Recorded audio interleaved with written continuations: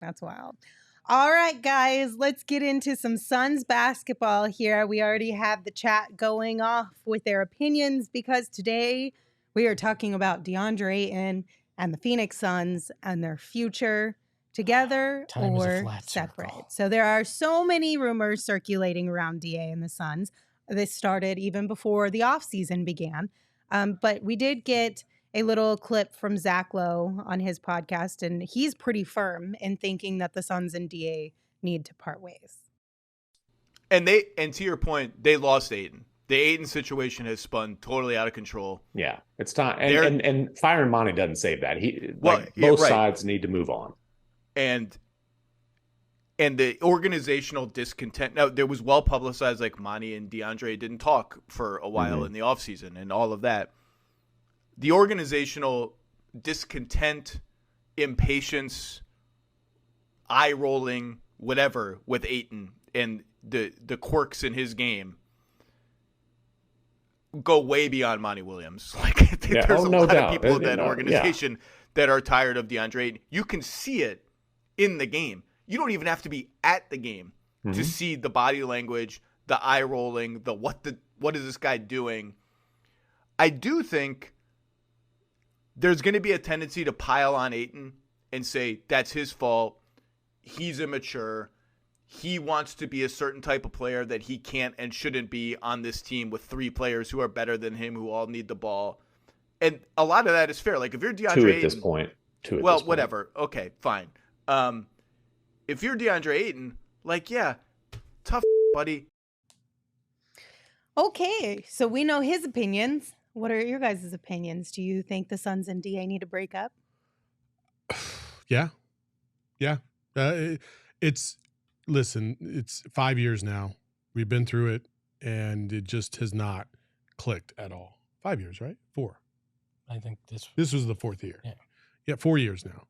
And it just hasn't clicked. And it hasn't clicked consistently enough for guys like Devin Booker, who put in a lot of work in the offseason, during the season. And I think what Zach Lowe is referring to in terms of the eye rolls is I think Monty came in here and established a precedent and established a routine and a program, and he expected guys to raise their level of play. And in that first season, and really the second season, DA did that in the playoffs. And he gave you a taste of what was possible. And he did it again the next postseason. But the problem that has existed this entire time with DeAndre Ayton is you never know what you're going to get from game to game. And in this playoffs series, the postseason, you got the worst part of DA. You got the part of DA that didn't have much of an engine or a motor. He didn't really show you that he could raise his level of play. And I don't know if it's because he thought, okay, the playoffs are here, I'm going to rise up. And then default mode was not apparent, or what. I really just don't understand it with DA. And I do feel like right now, if you're the Suns, and objectively speaking, I'm a DA stan. We all know this. I love him. I think he's got tremendous potential. But I also understand when you get to a certain point where that potential is not worth the effort that you're trying to invest, at some point you got to cut your losses and get the most value you can back from him. And I think the Suns are in a position right now where you can find other players that can replace his stats and be a rim protector to some degree. You can find that. The problem is when we're talking about a DA that can shoot the mid-range at a high level, his scoring efficiency and scoring field goal percentage is very high. It's like 65%. Like, you're not going to find many guys that are like that, but we don't get that very often. And that's the problem.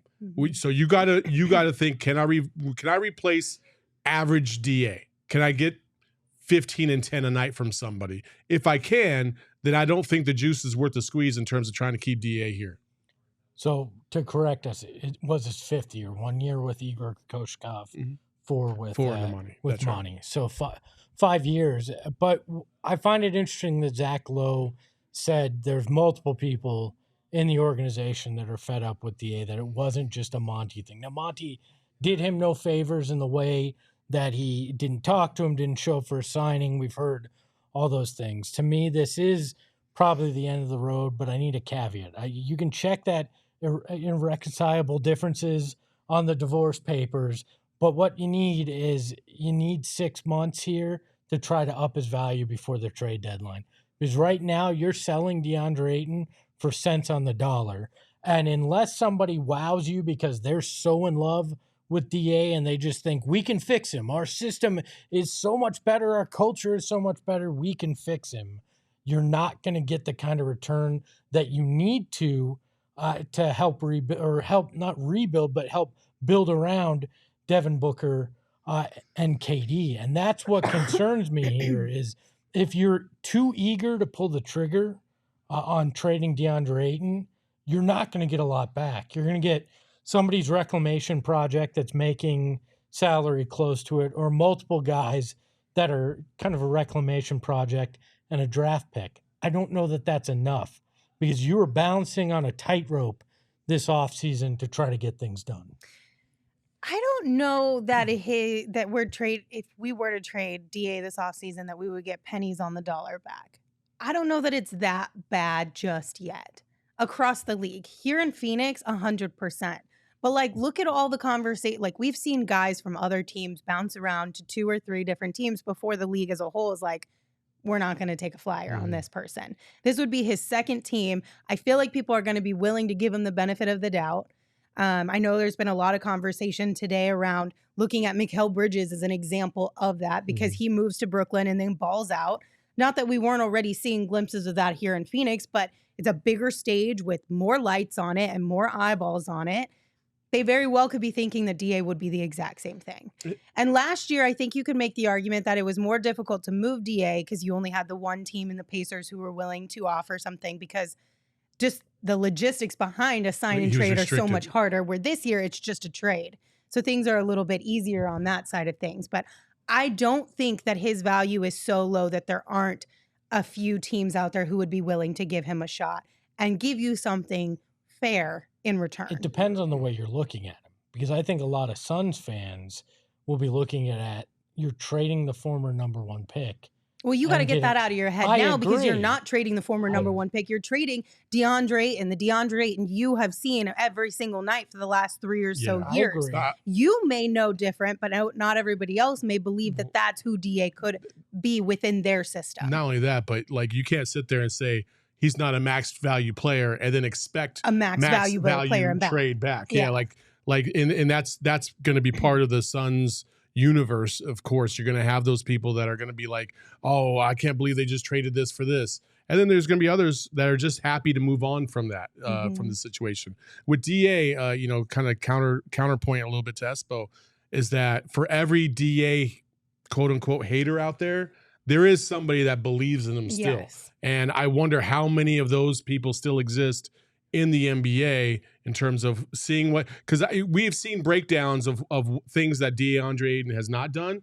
I've also seen other breakdowns through the YouTube space and externally of how he wasn't utilized the best. So if you can find a coach and or organization that thinks, oh, we could utilize DA better, which I don't agree. I don't think there's much to it in terms of DA, but there might be somebody out there that thinks that they can fix him. We've seen other quote unquote projects. I mean, fuck, if Ben Simmons can get traded for the Philadelphia 76ers to the Brooklyn Nets for the haul that happened both ways, it's not out of the realm of possibility. I would be sitting here agreeing with you if I didn't watch last summer and see DA sit on that restricted free agency market and have only one suitor. But again, it's restricted free agency. I get it. The math is harder. I get it, but still, there was one team willing to make that commitment in the Indiana Pacers, and we've only heard 3 teams maybe mentioned as interested in DA since then, and that worries me. What's the market? If you're going to have to just take it in the shorts to get rid of the $33 million, I don't want that. I need to get some value. I'm not going to get another max player that's great. I accept that, but I need to get value that can help this team now and in the future. And if I can't get that, or I can't get expiring contracts that I think can help this year and then ease the financial burden the following summer, I can't do it. I just can't. I can't trade him just to trade him. Okay, before we dive into the few teams that we have at least heard rumors of them being interested in DA, I do want to ask you guys about this one. So Jake in the chat said smartest move is to keep Ayton until the deadline and hope he ups his value. Are you guys yay or nay on that idea? I'm nay on that idea. I'm yay, depending on the coach. Okay. I gotta see who the coach is. I would not be opposed, like if they were not able to find what they felt like was a fair trade for DA this offseason. I'm not going to be like kicking and screaming that DA is back with the Suns next season. I would be curious to see what it looks like with a different coach here in the system. However, depending on what they would trade for at the deadline, because I don't want to have another whole kind of Kevin Durant situation where you could, because next year is the whole like championship or bust year is what we've all kind of decided upon in this KD timeframe with the Suns. I don't want to have a whole nother situation where it was like, oh, well, we just didn't have enough time with the move we made at the deadline and yada, yada, yada. I don't want to have any of that type of a excuse coming around. No, I get that. I don't know. I think there will be a market. I don't like the thought of DA's market value increasing, but of course, you know, I told Espo this before the show. Like, I 1,000,000% think that the Suns are interviewing these coaches, and part of that interview is going to include what can you do with DA? Yeah. What would you have done different? Yeah. How can you fix him? Can you fix him? And like I said, I think if you interview 10 coaches and 7 out of 10 of them say, "Oh, he's a lost cause," then you're probably really, really focused more on trying to move him than to keep him. But if 7 of those 10 come back and say, "Well, you didn't utilize him correctly. I think I would have done this. I would have done that. Whatever," then that's when you kind of got to take another look at this and say, maybe we had this wrong, and is there a guy in this group that maybe we can get the most out of DA for? I don't know, but you know, that remains to be seen. I think the problem is you've turned down the 2 best DA deals the last 2 years. Domantas Sabonis was available for him. You said, nah, we're okay. Miles Turner was available for him. I still think that would have been a name that may have helped them more than we saw with DA, just because it would have been a fresh start. So can you get to a level like that at all this summer? I highly doubt it. I think you're taking 3 role players back if you're lucky. I could see a scenario, and again, I'm not a math major and I don't know how the money would work. But again, I say this with caution, people. Kyrie, okay?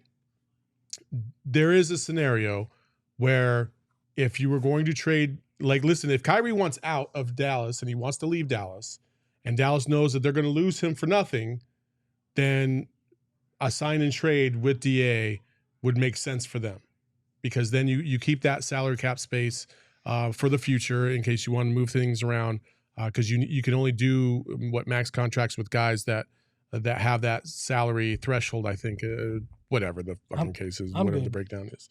So I know you're good, but if you're desperate to get rid of him, and this is the only scenario where that could happen, and you can get Kyrie on a 1 or 2 year deal, which I don't think is going to happen, but let's just play for shits and giggles.